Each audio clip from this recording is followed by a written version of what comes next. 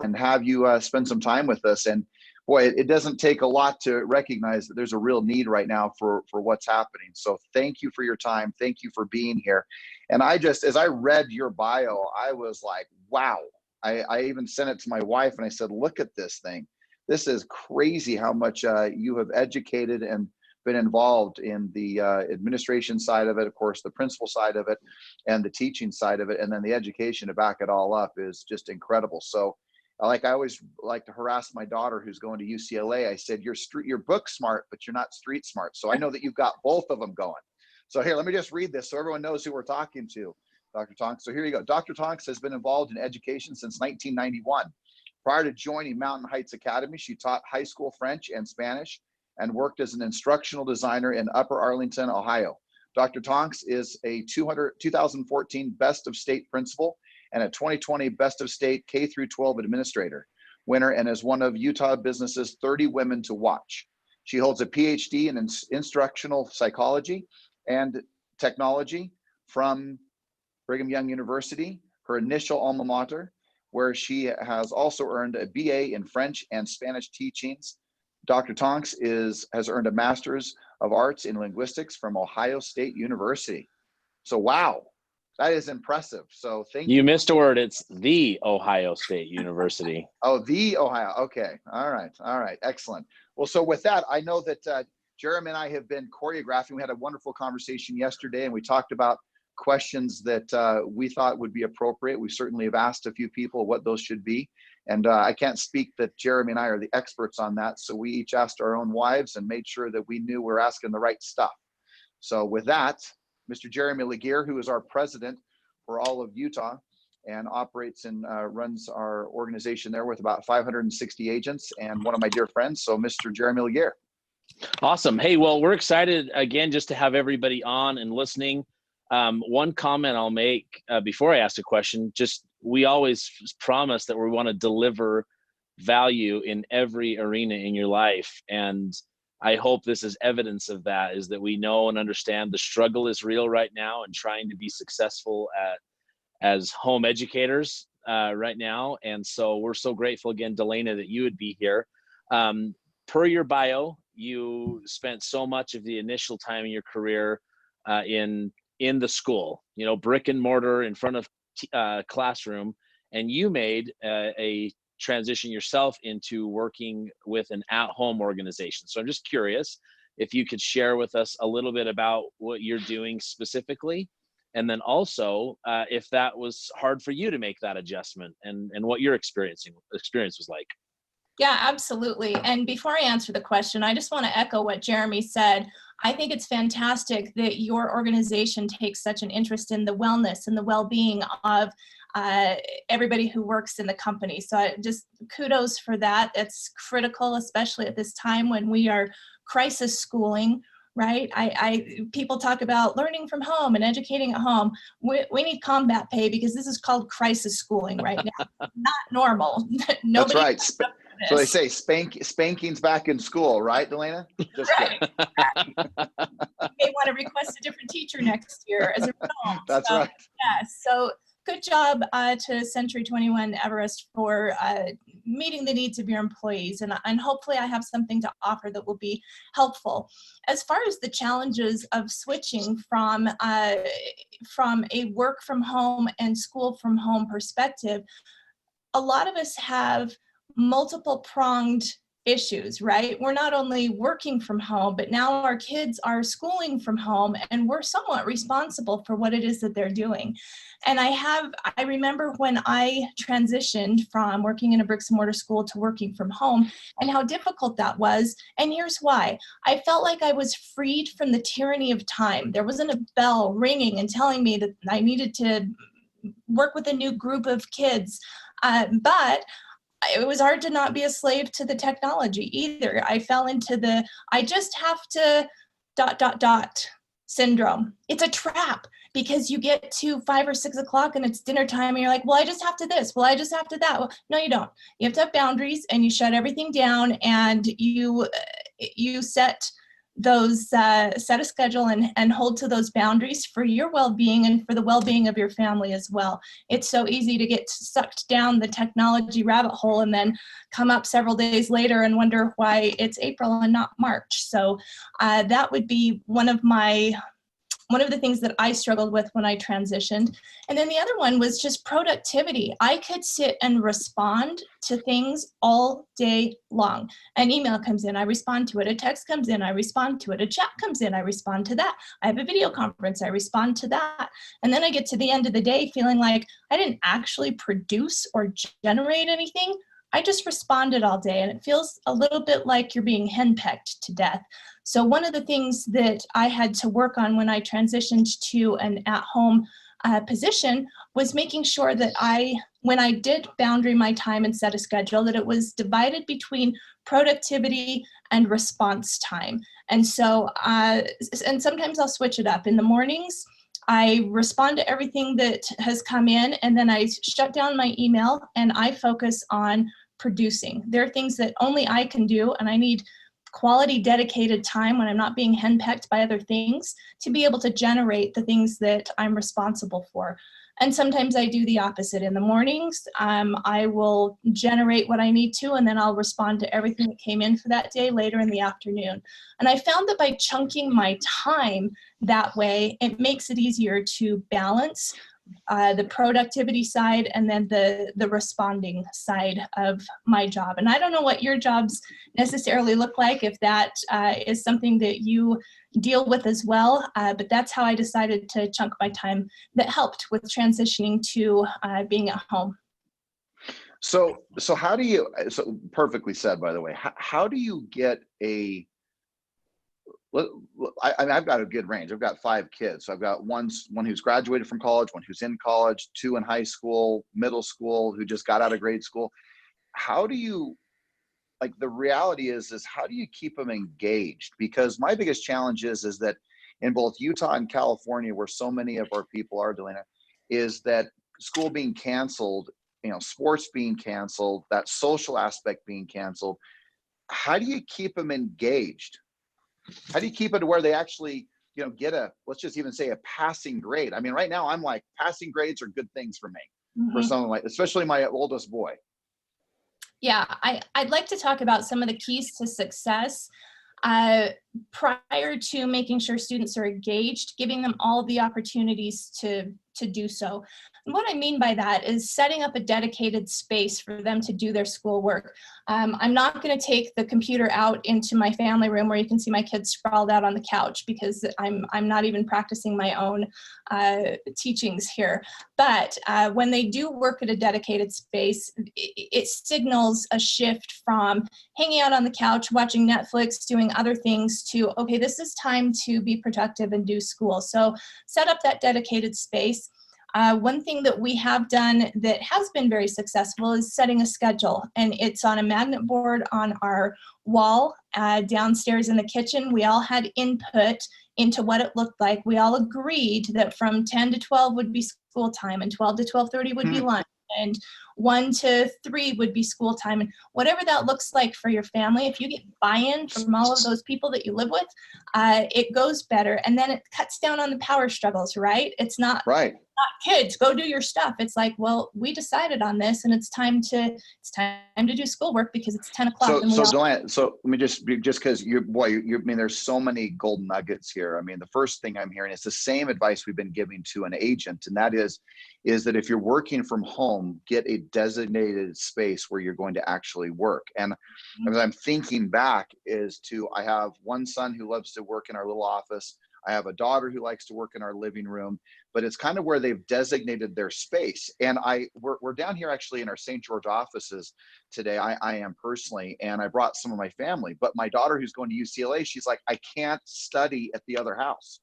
And I said, what are you talking about? And because she has a designated place where she goes to study every single time. So it sounds like to me that part of that is really defining where they're going to work. And then the second component is, I remember my wife Jennifer and my son Ethan negotiated that he could do his work time during the evening. that it would be basically from like 8 to midnight is kind of his time that he wants to do it. And somehow that's, I mean, just by, I don't know how we figured that out, or she figured it. I didn't figure out anything. She's the one who figured it out, but it seems to be working. So I think that those are two huge nuggets: designated space, doing it at the same time, that's agreed upon. Yes.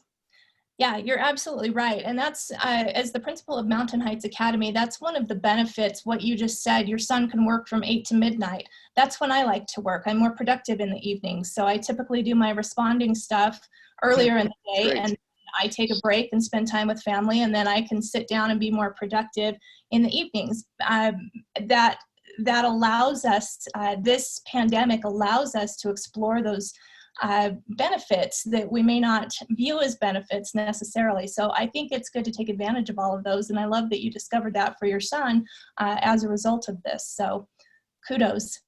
That's great. Let's see, I had a couple of other things. One of the things that one of my teachers did, she put a sign outside her office, because again, we want our kids to be learning, but we also have work, and there's got to be some shared understanding of availability of parents to kids to help them, right? And so she put a sign outside of her office with little traffic light, red, yellow, green. And red was, if you come in, I will hurt you. And yellow was, you can check with me to see if I'm available or not. And then green was, I'm working on something that I can be interrupted, and it's not a problem if you come in. And I thought that was very clever to give visual cueing to the kids to know when it was okay to bug mom or dad if they were working. So I thought that was a good idea as well. So Dalaina, with that, I love that, the visual side of that. What would you say as you're moving through some of these things? What would you say? Because one of the big challenges is that, especially our friends in California and their families, they've really been, I mean, there's an official order for them to be in their homes, right? Utah, a little bit different, but still, I mean, the reality is everyone's staying at home. I mean, so, the governor's asked for everyone to stay home, and everything essentially is closed. So what do you do for the people who, I mean, I can see this list. There's last names of a lot of spouses that are not normally on a call like this. And I know there's a lot of discouragement and a lot of frustration and a lot of, I think probably a lot of beating ourselves up as parents, saying, my goodness, like, what's wrong with me? Like, why am I not being able to get this done? How come I can't get my children to do what they need to do? What would you say to someone who's really discouraged and working through the process right now? Oh my goodness. My heart just goes out to every single one of you who is stepping into the role of working with educators and trying to get your kids to do these. Here's what I would say to you. You are doing better than you think you are doing.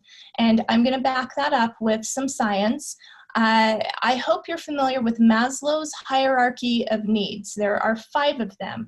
And I want to just go through these, because at the end of the day, we are meeting the needs of our kids in phenomenal ways. And school is just one piece of that.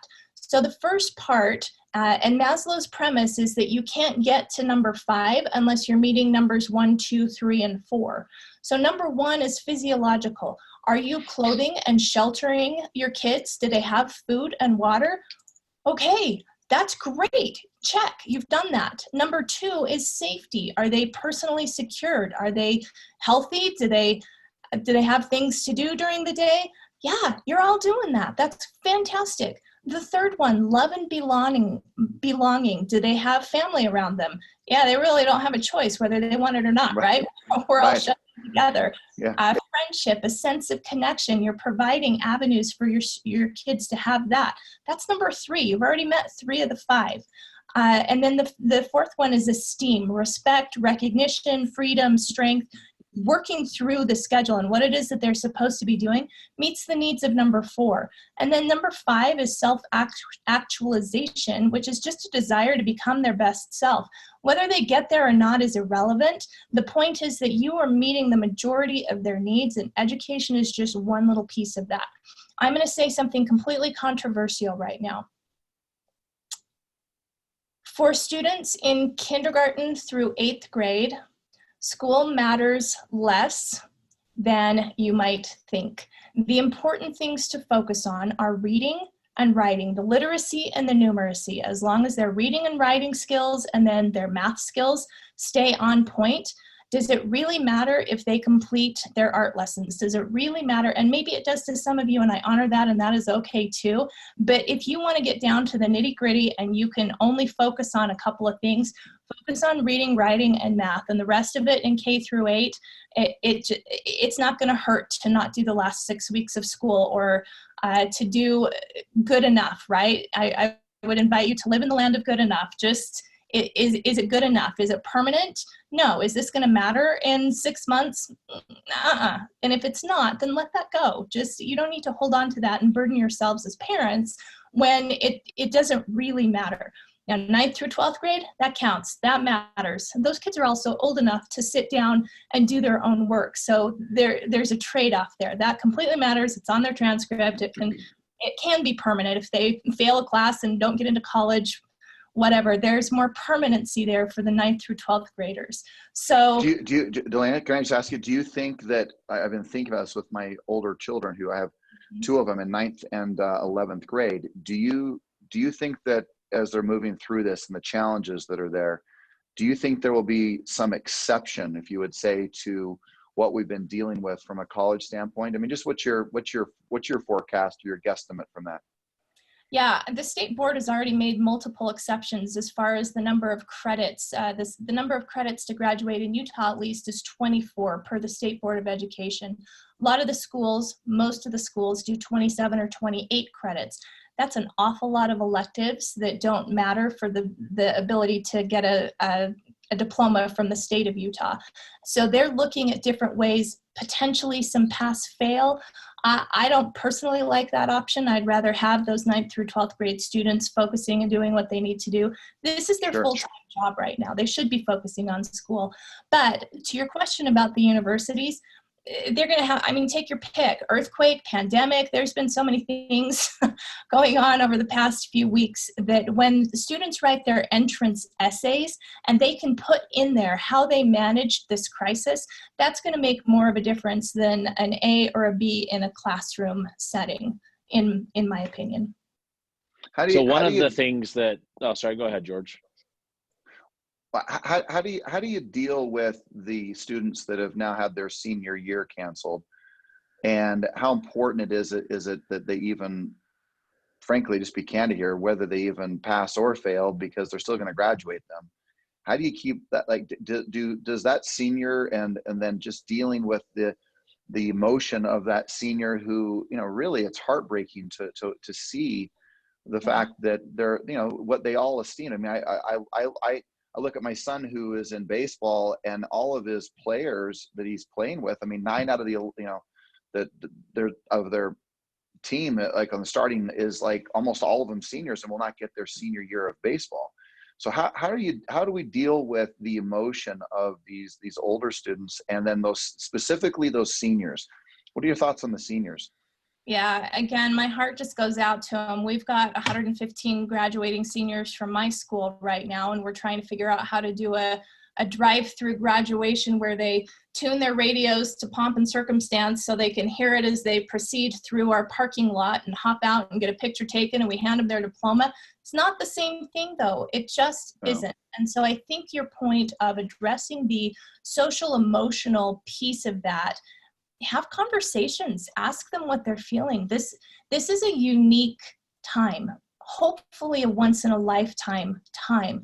It's a time to make memories, and maybe our seniors won't have the sports season that they wanted, and they won't have the graduation opportunity that they wanted. What can we replace that with as families to support them and give them good solid memories that they can look back on and say, wow, I made it through a really tough time. We had this pandemic and there were earthquakes and all of these things were happening. The country was in upheaval, but this is what my family did to create a safe space and wonderful memories for me. So I don't know what that could look like, but that would be a fun thing to brainstorm with your family. Is it a memory box where you contact all of your son's friends and teachers and have them write a little bit of something and put it together either in a scrapbook or in a digital format, or, you know, something to make the year meaningful for them?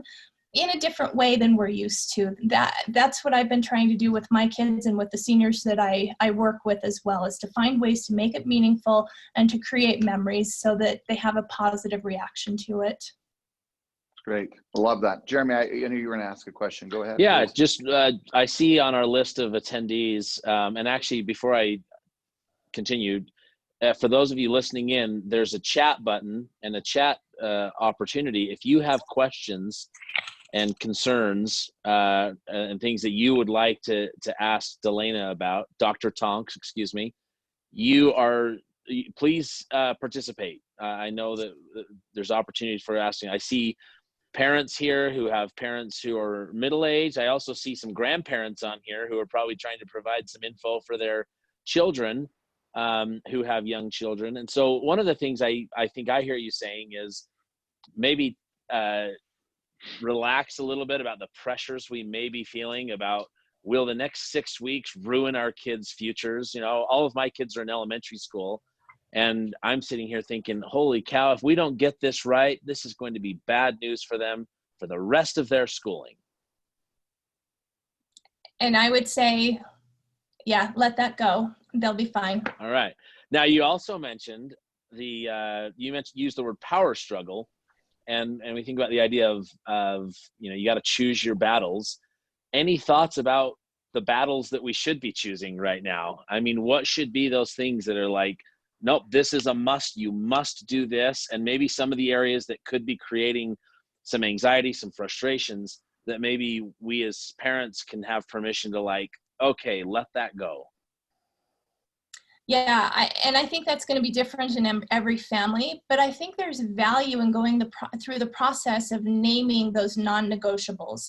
So as parents, if you and Emily sit down with your kids and you're like, okay, guys, school's non-negotiable. Reading, writing, math, you got to do that. That's not negotiable. But some of these other things can be, and maybe your chores can look a little bit different. And the way we did our schedule included some non-negotiables. My kids right now I've got 2 in college and 2, one who's a junior, and then my youngest is in 8th grade. School's non-negotiable for both of them because Emily's at the end of her 8th grade year. She's got to be prepared for 9th grade, and my son's a junior. He's got to do school. But there were other things where there was some give and take because we're home and everybody's doing a little chore here and there. Our house doesn't need as much attention as it does when everybody's gone all day and then comes home and explodes their stuff all over the place. So the chore things were more of non-negotiables. If your kids are younger, like I said, let go of, does it really matter in 3rd grade if they have straight A's? And if it does matter to you, that's okay. And that can be a non-negotiable. Just work with your family and come up with that list and then put things into a schedule so that there's a shared understanding of what the expectations are. I think especially in this time of upheaval where we don't know what's happening, we don't know if there's going to be another earthquake tomorrow, that's traumatic for these kids, right? There could be another earthquake, there's a pandemic, somebody they know might get sick. There's a lot of chaos going on. Help capture that chaos into a schedule that they have some say in, that gives them a sense of control. And that reduces the power struggles because they have input into putting the schedule together and they know what the expectations are. I think that that's one of the most helpful things that we can do as parents, is to give some stability to our kids in this time of chaos. I love that, Dalaina. So Right. What I'm hearing is make sure you're negotiating with them, making sure they're part of, instead of it being, hey, you must, no matter what, this is what you've got to do, that you really are, in so many words, coming to a compromise, coming and collaborating, spending time together and say, okay, what does this look like? And I also love the fact of what you said. Look, if the 3rd grader is really if the parents are really committed, that's great, but maybe the kid isn't. Is if you don't have that collaboration, to your point, is it really going to matter if they don't have a 4.0 in 3rd grade? And I think each family is different, but at the same time is that, everyone should take a step back. And what is more important, if we were looking at a hierarchy, is it the well-being? Is it the happiness? Is it these kids are I watched my son, Ethan, who's 15. He went through a really dark space, being extracted from school, extracted from his friends. He's like this social butterfly. He's kind of the guy that everyone's talking to. And all of a sudden, just on a dime, that stopped. And I thought, Jennifer and I were speaking, and I said, what do you think is best? And we just concluded that his emotional well-being is far more important than any grade that we will ever get. And so we backed off completely. And then what's been interesting is that as we've backed off, he stepped forward. So it's been really a fun experience to watch Ethan, our 15-year-old, really take a different step to that. We've got some great questions up here.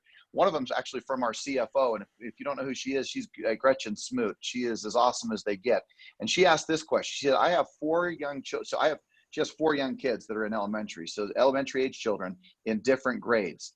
Is it okay to not hit individual time with each child every single day?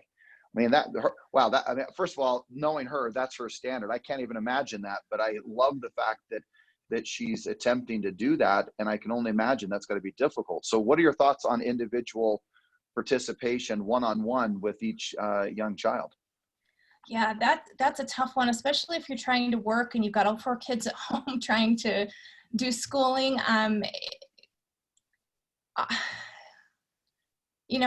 When my kids were really little, when they were about that same age, I used to do what we called special time. And it was the only way to tone down the mom, mom, mom, mom, look at me from 4 different voices coming at me, full frontal assault. And they could look forward to that. If you can't fit in the individualized time each day, some days that's a little bit easier than others, right? So on those days, great. But for the week, maybe think about doing something like that, where each kid gets a special time with mom or dad, where you do something, and our options are so limited right now during this pandemic, but come up with something that's special, that's just for them, that will fill that need for that individual time, whether it's every day or a couple of times a week. I think that's a good compromise. That feels like a good way to do it, if that would work for your family. Love that. That's great. Here's another. Thank you. Hey, George, Dalaina, before you ask that question. Okay, sorry. Please go ahead. No, go ahead. I just want to make sure, because we've had new people pop on. I want to make sure, because this question is really good, because for those of you who were not at the beginning, Dr. Tonks is a director and principal of an online school. And so this is a great question, because socializing is different in the world that she lives in than it is for the world that many who are going to the brick and mortar schools each day. So the question is, what is the best way to help your kids not being able to socialize with others like they normally do in school? Yeah, and that's a great. Just be careful. Hold on, Dalaina, you gotta be careful what you say here, because that's my wife who just asked that question. So, okay. So, all right. I'll give her my A+ answer then. She's like, that's what right. a stupid question. That's right. No, you know what? Jennifer's gonna knock you in the head when she sees you. That's that you got. Now you're all lined up for that, Jeremy. Yeah, it's a great question. And those social needs, I've got one who's more of an introvert, and then my son, who is dying. I have made him go run around circles in the yard to get rid of his extra energy. And he's 16. It's not like he's 3. He's 16. And I'm like, you go run 10 laps and then come back and talk to me, because he plays sports and he can't do that. And he goes and runs on the treadmill. Just even the physical activity piece of things is important. But to your question about the socialization, it can look different. And going back to what I said about making memories and creating space for this to be a memorable, positive experience rather than one full of chaos and fear, which there's already plenty of that. We don't need more of that. Let's help generate some positivity. So what can that look like? That can look like connecting like this. I actually had a Zoom meeting with my best friends. We did lunch together last week in a Zoom meeting, just because we wanted to see each other's faces, because we missed each other. So let your kids do that. Let them connect. Phones. Now, teenagers don't know that these little rectangular devices, you can actually talk to other people on them. They use their fingers, and they don't realize that you can actually make a phone call and hear somebody else's voice, or you can FaceTime. Let them do that. Set up play dates for younger kids through FaceTime. Have them do a shared activity together in separate spaces. But if they're both building a Lego something, or if they're doing Play-Doh together for littler kids, create opportunities for them to be able to do that. It looks different. It's not the same as being face-to-face in person, but there are ways to be able to have social interaction and get filled. I think a lot of us start feeling like we're empty of that social connection. We crave that connection, right? So finding ways to do that takes a little creativity, a little spontaneity, and a lot of communication between members of the family to come up with something that would work for you as individuals and as family members. So, Dalaina, this is great. I mean, there's so many gold nuggets that you've continued to give us, and we're so appreciative. So, let me ask you this: what do you think is going to be what do you think that is going to remain in these shifts and these changes? Do you think that we will see more homeschooling? Do you think more things going online? Do you think, what do you think some of the takeaways that are already happening that will remain long-term in regards to the way in which education works today, from the school systems to the public schools to you name it? Yeah, this has been a huge disruptive accelerator. Like nothing else in the world could have created this level and depth of disruption in one fell swoop, right? All of a sudden, people in different agencies, my husband works for a state agency, and well, we can't work from home. That's not a possibility. We're not set up for that, and we're not sure you guys would do your work if we did that. And then all of a sudden, everybody's working from home, and it's working just fine. Same thing with schools. Well, we don't know about this online thing. That sounds kind of sketchy. I don't know how that would work. And all of a sudden, everybody's doing online with varying degrees of success. And keep in mind that there are experts who have been doing online education for decades now, and just keep that in mind when you're weighing the options down the road for what blended and online learning can look like. Again, this is crisis schooling, in my opinion. People are thrown into it with very little training. Everybody's doing the best that they can. But there are experts in the field who have been doing virtual education for a really long time and do it fairly well. I would say some of the lasting things are going to be a lot more flexibility in working from home, job sharing, blended education, being able to see the benefits that technology can bring instead of doing the way that we've always done them, figuring out new ways. I've seen amazing creativity coming out of teachers across the country. I saw a story this morning where a math teacher called the mom and said, your son's just really struggling with this math, and he looked like he was maybe in 10th or 11th grade. She went and sat in a lawn chair on their front lawn with a whiteboard, showing him how to do math 6 feet apart, doing the good social distancing thing, but meeting the needs of that individual student. And I think we'll see a lot more of that. Right now, our system, and it's not any one person's issue or fault, but our system is set up to batch educate kids. All of you 5-year-olds come into this classroom and we will educate you, and then you'll go on to a 6-year-old classroom, and we do it by age, not necessarily ability level. And kids' ability levels are different in different subjects. So I would love to see customization, personalization, individualization. You know what, you're doing really great with this. Here's something that I found during the pandemic that was online that meets your needs better than what we're doing for the other 20 kids over here. So you do this and you do that. I would love to see that personalization continue. And I think that it will. I think that this disruption has allowed teachers some freedom to see what's out there and to do things differently than they've always done them. Yeah, that's very interesting at every level. And guys, just as Jeremy has said, any questions that you guys have for Dr. Tonks, please continue with any questions, because this is a great dialogue. So for you specifically, what counsel would you give to this group of parents, and what do you think we should be asking you, or maybe that we haven't? What would that be? I don't know. You guys have been really thorough. I think that we've talked about student well-being and your kids' well-being. Let's talk about yours for a minute.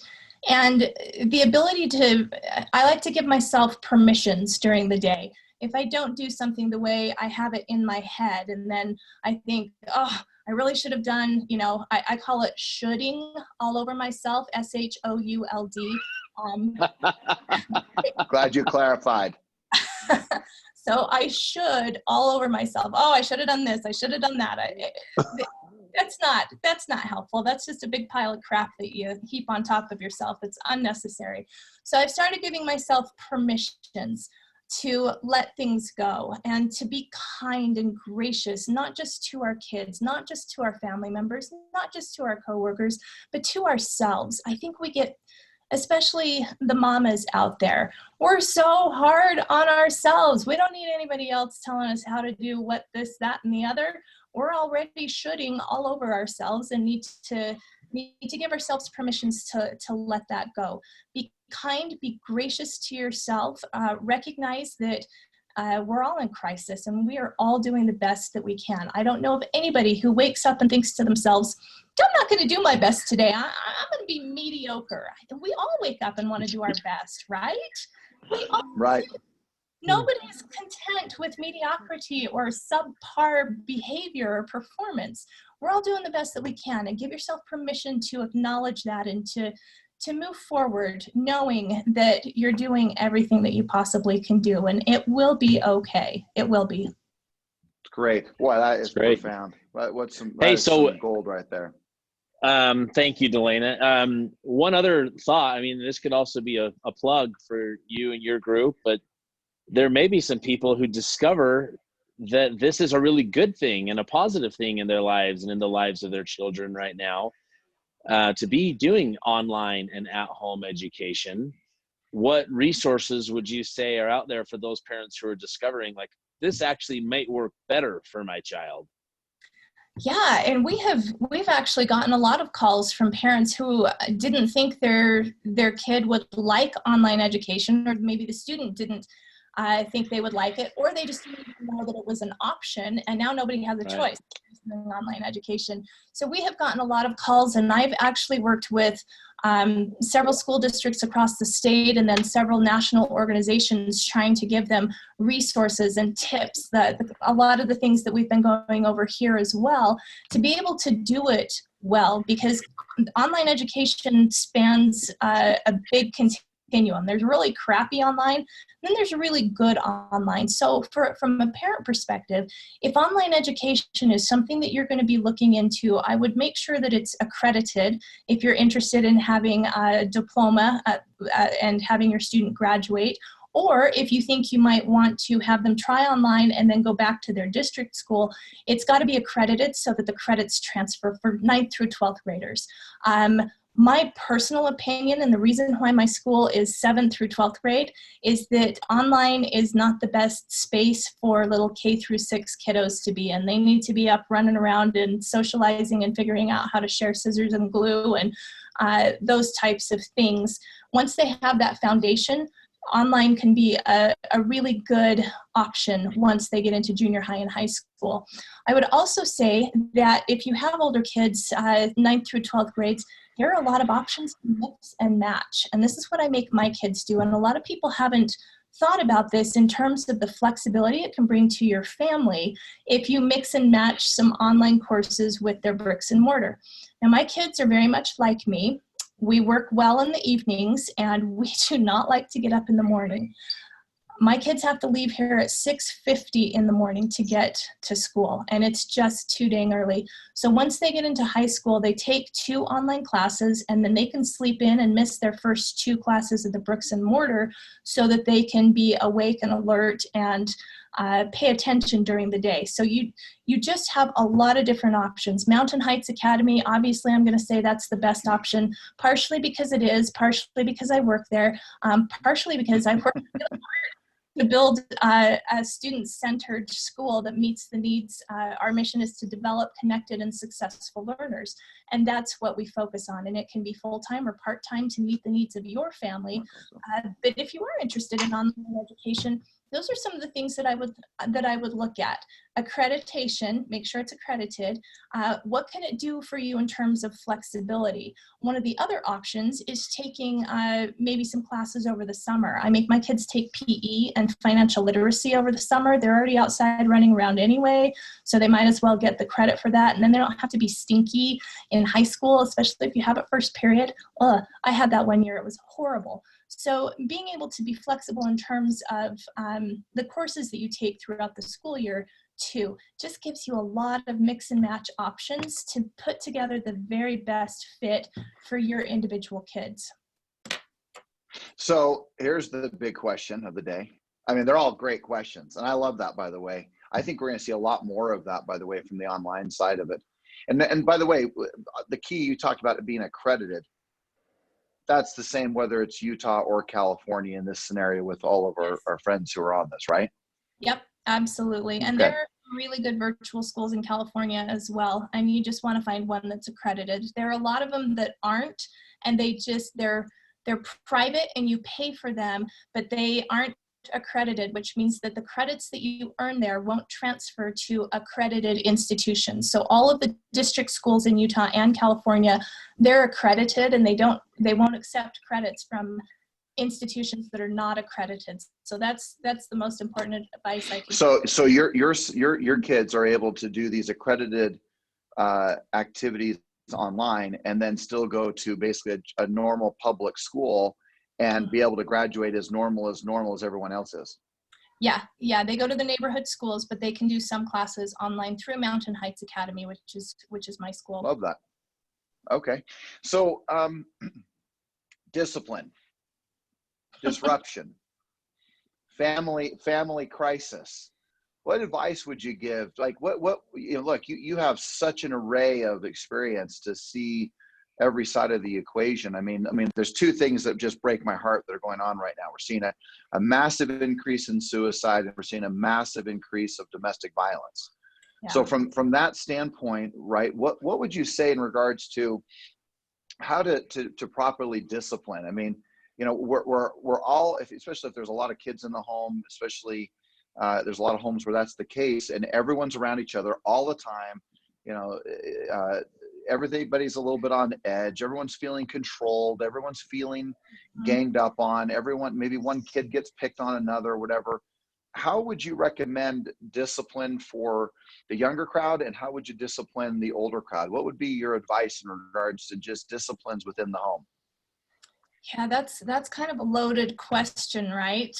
Because you're right, everybody's a little bit on edge, and none of us feels like we have the measures of control that we're used to. Right. And what happens is then we are at home, and that, you have a bad day at work and the dog gets kicked several people down the line, right? And we want to try and disrupt that cycle and do something to intervene. The first thing that I would say is to control ourselves and figure out how to either permission give or put yourself in a timeout. That's typically what I have to do. And my kids will tell you the same thing. If I get really upset and I know I'm going to lose it, I just go in my room and close the door and count to, 350 or whatever I need to count to until I can settle down. But remove yourself from that equation is the best advice I would have for controlling ourselves. And then just, again, be gracious to these kids whose entire worlds have been turned upside down. Every facet, they've lost any sort of control, any modicum of autonomy. It's gone, right? They're at home and they have to do what their parents say. So be gracious with them, give them control over something. And it really doesn't matter what it is. If you put all of your jobs into a jar and they get to pick which ones they do, that gives them control over something, which helps reduce the outbursts and kids being upset about things that they can't control because you've given them an outlet to be able to control that. The other thing that works well with kids and control is time. And a little trick that I know Jeremy's wife, and I think Austin's wife does as well, that I used to do with the kids was, give them a choice. Would you like to go to bed at 8 or 8:30? I want them in bed by 9, so I don't care which one of those they choose. Fine with me. Set up opportunities for them to have a say in what they wear for the day. Does it really matter? Nobody's going to see them. Let them choose what they're going to eat. Give them a couple choices. Let them choose what their jobs are. Give them choices. As long as the choices are things that you're okay with as the parent, then it doesn't really matter. That doesn't need to turn into a power struggle. And then for the schooling piece of that, again, putting together that schedule and letting the kids have buy-in to the non-negotiable blocks of that. If you think of it as 3x5 cards, and you have to do school and you have to do chores and you have to do, whatever your non-negotiables are, they can move those around and decide when to do them or where to do them, so that, again, they have some sort of control. And I think that if we can control ourselves, provide choices to our kids, and then just be gracious all the way around, I think that those power struggles will subside. So I agree. So I think I just heard give choices, and let them feel like it's like that global belief that we all have, that our beliefs would be freedom, happiness, peace. And even as a young child or a young man or a young woman, they need to have that. So I want to put you on the spot again. I want to ask you just a little more intensely here. Is if you have a kid, and let's just speak specifically to teenagers, who is just like, nope, I don't care what you say, I'm not doing it. How would you respond to that? I'd put myself. What counsel would you give to this group? Because as fierce as I can often be, I've got some pretty fierce teenagers that put their heels in and just go, I don't care. Nope. Yeah. What advice would you give for a parent who's just like, what do I do? Because the thing is they know how important those grades are during that time frame, but the child is just absolutely no way not going to do it. Help us through that just a little bit, because I don't think I'm alone in that type of statement. I think that there's a lot of that going on, where there's a lot of just, what's the point? Why would I even do that? I don't care. Mm-hmm. That type of attitude. How would you deal with that? What counsel would you give to these parents, or even to me and to my wife Jennifer? Yeah, and I think that is a very germane question. We're trapped at home with our belligerent teenagers and trying to get them to do what we know that they need to do to be successful, contributing members of society. So you're absolutely spot on with that question.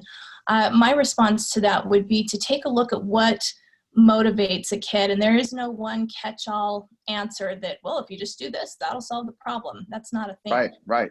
You have to figure out what motivates each kid.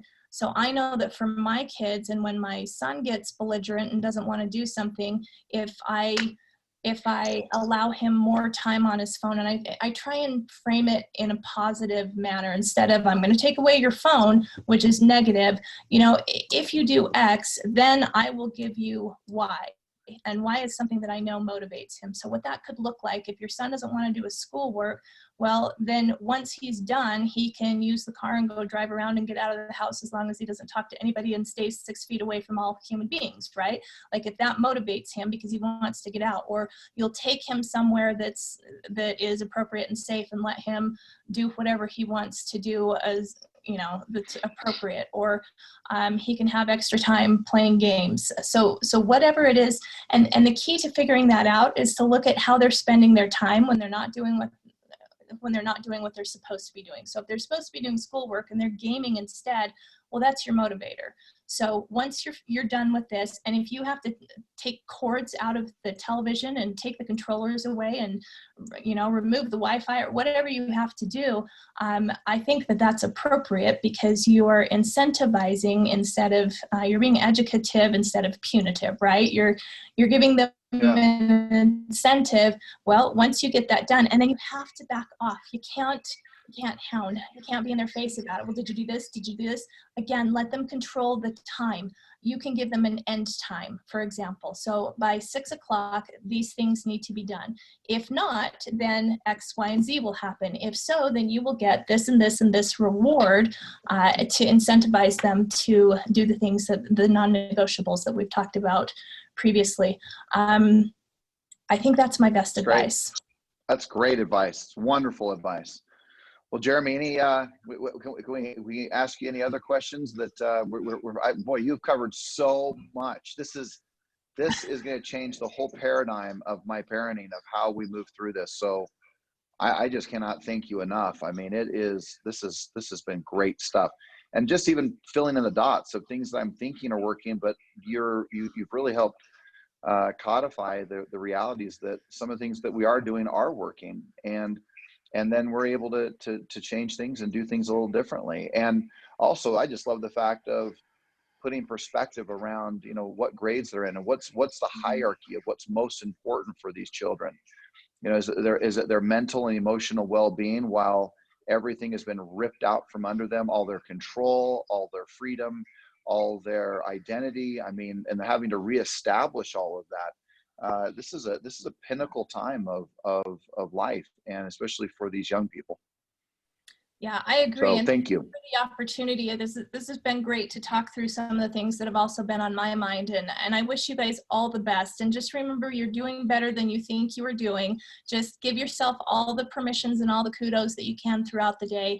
We're forging new territory together as different states and as a company with Century 21. You guys are doing a great job. So just keep at it. Thank you. Thank you. Well, if we could do our parenting as good as we're selling real estate, we'd have this thing dialed in. But yeah. we got a lot of work on the parenting side. That's all of us. And the rule book, or the book, can only be written, it seems like, after those kids are raised. Then you know exactly what you would have done differently. That's the problem. And to your point, every single one of these marvelous, beautiful children are different, right? They're motivated differently. They can be pushed differently. They can be, motivated differently. They're each so unique and so individualized. So it's great. So again, thank you so much. And Jeremy, why don't you wrap us up? Oh, just a huge thanks to Dr. Tonks, and there's got a few people thanking on the chat. In addition, people wondering, will this be shared? And the answer is yes, it's going to be shared throughout the company. So please, the purpose of this was to pass along to anyone that you believe could glean some value from it. So huge thanks again, Dr. Tonks. We appreciate you. And this has been extremely valuable for all of us. And my biggest takeaway of all the great things, I can't wait to start using the shoulding on yourself line.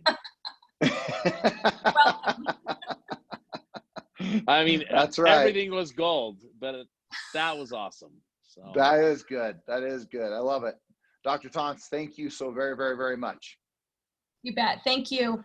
All right, everybody have a great day. Thank you, everybody.